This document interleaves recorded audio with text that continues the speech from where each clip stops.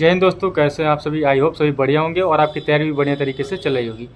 तो हमारे बहुत सारे भाइयों का कमेंट था कि भैया मैथ में नंबर नहीं आ रहे हैं, मैथ पे एक वीडियो बना दीजिए, मॉक टेस्ट में नंबर नहीं बढ़ रहे हैं।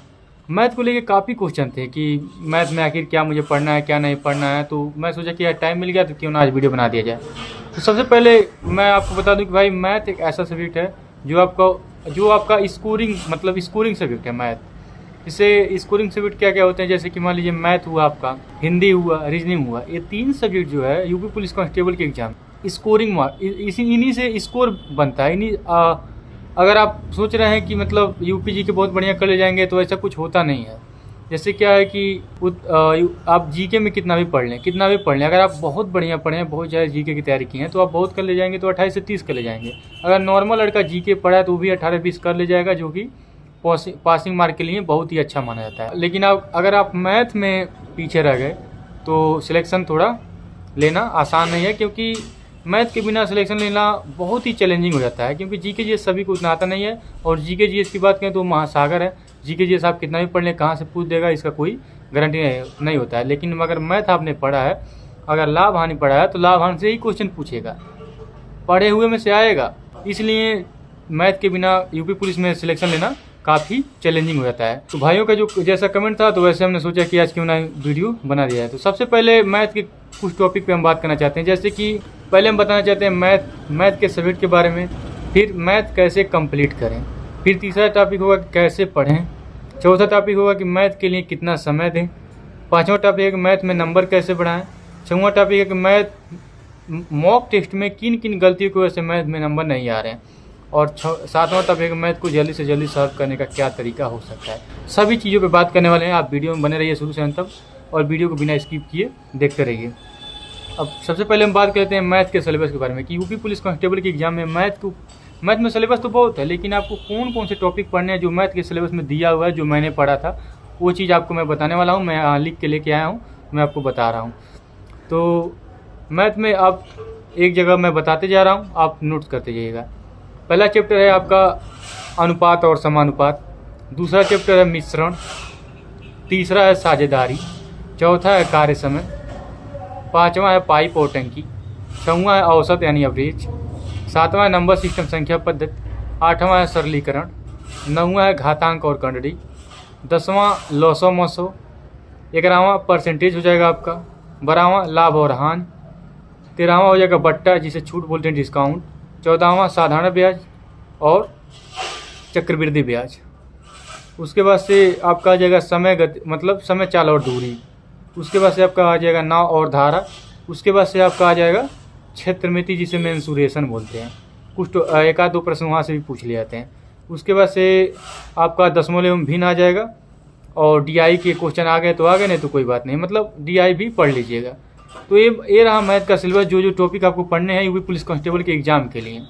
अब हम बात करते हैं कि मैथ कैसे कंप्लीट करें। तो मैंने आपको पिछले भी कुछ वीडियो में बताया था कि यदि आप मैथ कहीं से भी पढ़ रहे हैं, जैसे यदि आपने ऑफलाइन कोचिंग करके मैथ को अपने सब्जेक्ट को कंप्लीट कर रहे हैं, या आपने ऑनलाइन यूट्यूब से पढ़ाई कर रहे हैं, या आप किसी ऑनलाइन बैच से मैथ अपना सिलेबस कंप्लीट कर रहे हैं, तो आपको करना क्या है कि मैंने आपको जिन जिन टॉपिक को बताया है उन टॉपिक को आप पहले कंप्लीट कीजिए, टाइप बाय टाइप। अगर कोई भी चीज़ टीचर पढ़ाता होगा तो आपको टाइप बाय टाइप पढ़ाएगा, वो बताएगा कि हाँ ये मैथ में मतलब एक चैप्टर जो है मैथ का, उसमें 5, किसी में 5 टाइप, किसी में 6, किसी में 10 टाइप तक होते हैं। तो आप टाइप बाय टाइप प्रश्नों को पढ़ना शुरू कर दीजिए। एक टाइप पे 3-4 प्रश्न आप लगा लीजिए, मतलब लगवाते हैं टीचर, उतना प्रैक्टिस तो कराते नहीं है। और आपको 10 या 20 क्वेश्चन जितने भी बुक में दिए रहते हैं, जो भी बुक आपके पास हो, जैसे मैं एक एस डी यादव का मैथ का बुक यूज करता था, मैं आपको एक वीडियो बना चुका हूँ बुक के ऊपर, उसमें बताया था। तो आप कहीं कोई भी बुक ले लीजिए जिसमें मैथ का ये टॉपिक चैप्टर दिया हुआ, तो बुक से आप अपना प्रैक्टिस कीजिए, और बाकी जो आपको टीचर पढ़ा रहे हैं वहाँ से आप मैथ को proper type bye type, chapter में टाइप बाय टाइप नोट्स करते जाइए। नोट्स बनाना बहुत ही कंपलसरी है मैथ का, क्योंकि मैथ बिना प्रैक्टिस का आता नहीं है, और मैथ बहुत जल्दी भूल जाता है, तो उसको रिवीजन के लिए नोट्स बहुत ज़रूरी है। तो आप पहले सिलेबस को कंप्लीट कीजिए, फिर उसके बाद से आप ज़्यादा से ज़्यादा उन चैप्टर का प्रैक्टिस कीजिए, और ज़्यादा से ज़्यादा क्वेश्चन सॉल्व कीजिए। कैसे पढ़ें, कितना समय दें, तो मैथ क्या है कि सभी आपका जो math, Hindi, reasoning, GK, GS है, तो मैथ क्या है कि टाइम मांगता है, वक्त मांगता है। बिना टाइम के आप मैथ को सॉल्व नहीं कर। अगर आपने हिंदी को 1 घंटे दे रहे हैं तो भी आपका कहीं ना कहीं काम चल जाएगा। जीके, जीएस उसको एक 1.5 घंटा, 2 घंटा जितना भी दे रहे हैं तो भी काम चल जाएगा। रीजनिंग हुआ 1 घंटा, 1.5 घंटा, 2 घंटे दे रहे हैं तो चल काम चल जाएगा। लेकिन मैथ को आप कम से कम 2 घंटा, कम से कम की बात कर रहा हूँ 2 घंटा, अधिक से अधिक आप जितना भी दे सकते हैं। अगर सिलेबस को तैयार करना है, प्रॉपर तैयार करना है, प्रॉपर एग्जैक्ट नंबर लाना है तब, क्योंकि मैथ भाई आपका स्कोर बूस्ट करता है, स्कोर बढ़ाता है। यही एक स्कोरिंग मार्क्स है मैथ और रीजनिंग और हिंदी। तो मैथ काफ़ी अच्छा होना चाहिए, तो इसके लिए आपको टाइम प्रॉपर देना पड़ेगा। तो कम से कम 2 घंटा, अधिक आपके पास जितना टाइम हो उस अनुसार आप टाइम दे सकते हैं। मैथ में नंबर कैसे बढ़ाएं? मैथ में नंबर बढ़ाने के कुछ तरीके होते हैं। जैसे आपने क्या किया कि मैथ पढ़ा सीधे और आप आए मॉक टेस्ट उठा लिए, मॉक टेस्ट लगा रहे हैं, आप देखेंगे कि आप जो चीज़ें आप पढ़े हैं उन चीज़ों को भी आप सॉल्व नहीं कर पा रहे हैं। क्यों नहीं कर पा रहे हैं? क्योंकि आपने उनका रिवीजन नहीं किया है, उन चैप्टरों को प्रैक्टिस नहीं किया है। तो मैथ में नंबर बढ़ाने के लिए सबसे ज़्यादा ज़रूरी होती है कि मैथ में आपने कितना प्रैक्टिस किया, उसको कितना समय दिया है, किन किन टॉपिक को आपने अच्छे से कवर किया है, क्या क्या टॉपिक हैं जो आपके छूट गए हैं, किन टॉपिक पे आपने ध्यान नहीं दिया है। तो बहुत ज़्यादा ज़रूरी हो जाता है कि आप ज़्यादा से ज़्यादा प्रैक्टिस करें और बार बार रिवीजन करें। जैसे कि कुछ टॉपिक होते हैं जैसे लाभ हानि, लसो मसो, परसेंटेज, कई टॉपिक हैं, किसी भी चैप्टर की आप बात कर लो। आपने पढ़ लिया, उठाया मॉक लगाया, नहीं लगा। क्यों नहीं लगा? क्योंकि आपने प्रैक्टिस नहीं किया। आप सीधा वहाँ से देखें अरे अब तो मुझसे बन गया, ऐसा कुछ नहीं होता है। आप देखिए, प्रैक्टिस बुक उठाइए, कोई भी प्रैक्टिस बुक, उसमें मैथ लगाइए, आप देखेंगे कि जो टाइप आपने पढ़ा है उसी टाइप में कुछ क्वेश्चन घुमा के दे देते हैं और वही क्वेश्चन प्रैक्टिस सेट में पूछ लिए जाते हैं जो हमसे नहीं बनते हैं और बाद में हम यही कहते हैं कि अरे मुझे तो मैथ आता ही नहीं है। तो आप एक गलती ये हो गई कि आपने उन चीज़ों को ध्यान ही नहीं दिया, आपने प्रैक्टिस किया ही नहीं और मॉक लगाने बैठ गए। तो मैं तो ये बोलूँगा कि मॉक टेस्ट 2-3 मॉक में आप देख लीजिए किस टाइप के प्रश्न पूछते हैं, लेकिन आप पहले सिलेबस को कंप्लीट करके उसको रिवीजन करना बहुत ही महत्वपूर्ण होता है मैथ के लिए। अब हम बात करते हैं कि मॉक टेस्ट में किन गलतियों की वजह से मैथ में नंबर नहीं आ रहे हैं। तो मॉक टेस्ट में गलतियाँ तो बहुत सारे होते हैं, तो आपकी छोटी छोटी गलतियाँ ही होती हैं। जैसे आपने मॉक टेस्ट लगाया, आपके एक वो होता है कि जिसका मैथ का सिलेबस कंप्लीट है और एक होता है कि जिसका मैथ का सिलेबस कंप्लीट नहीं है। तो मान के चलिए आपका मैथ का सिलेबस कंप्लीट है और आपने मॉक लगाया जल्दबाजी में। आप सोचेंगे कि 2 घंटे का तो टाइम होता है, 2 घंटे तो मैंने मॉक लगाने में दे दिया, तो अब टाइम नहीं है, कैसे इसको एनालिसिस करूं, कैसे इसका रिवीजन करूं, कैसे इसके गलतियों को छांटूं। तो आप क्या करो ना कि मैथ में देखो कि आपने सिलेबस आपका कंप्लीट है, आपने मॉक दिया, आप देखिए कि किन किन चैप्टर से कितने क्वेश्चन पूछे गए हैं, उनको एक बार देखिए। और ये देखिए कि आपके किस चैप्टर से, जो आपका कौन सा ऐसा चैप्टर है जो आपने कंप्लीट तो कर लिया है लेकिन मॉक टेस्ट में आपके वो क्वेश्चन नहीं बने, उसको आप एक जगह नोट कीजिए, उसका एनालिसिस कीजिए, किस टाइप से आया है, किस चैप्टर से आया है, किस टाइप से आया है, अब मुझसे क्यों नहीं लगा, क्या कारण है कि मुझसे नहीं लगा।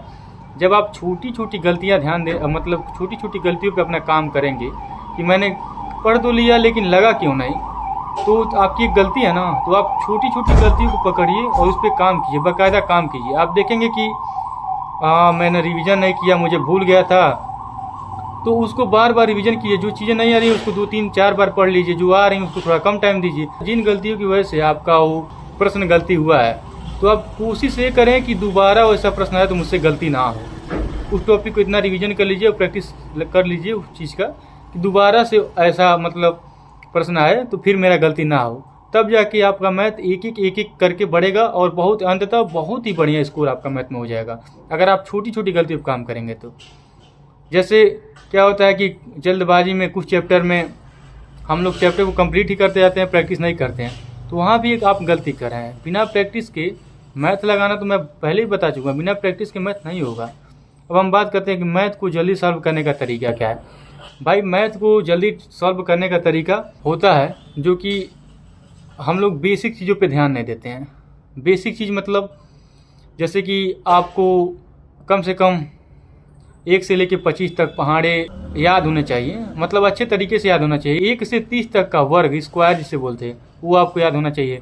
1 से 20 तक का घन, क्यूब याद होना चाहिए। परसेंटेज में मान आपको याद होना चाहिए, परसेंटेज और भिन्न का मान जो होता है, जैसे 40% का मान क्या हुआ, 20% का मान क्या होता है, 16 सही 6% का मान क्या होता है। इन चीज़ों पे जब आप काम करना शुरू कर देंगे तो आप देखेंगे कि आपका स्कोर बहुत ही बेहतरीन होगा मैथ में, और आप बहुत अच्छा कर पाएंगे और मैथ को कम टाइम में कर पाएंगे। आप मैथ को जितना कम टाइम में करेंगे उतना ही परीक्षा के दृष्टि से बहुत ही अच्छा स्कोर आप हासिल कर पाएंगे। तो बाकी का कोई भी डाउट होगा तो आप वीडियो में कमेंट कीजिएगा, कमेंट बॉक्स में आपका उस टॉपिक पे मैं वीडियो बना दूंगा और जो डाउट होगा उस डाउट को भी सॉल्व कर दूंगा। धन्यवाद।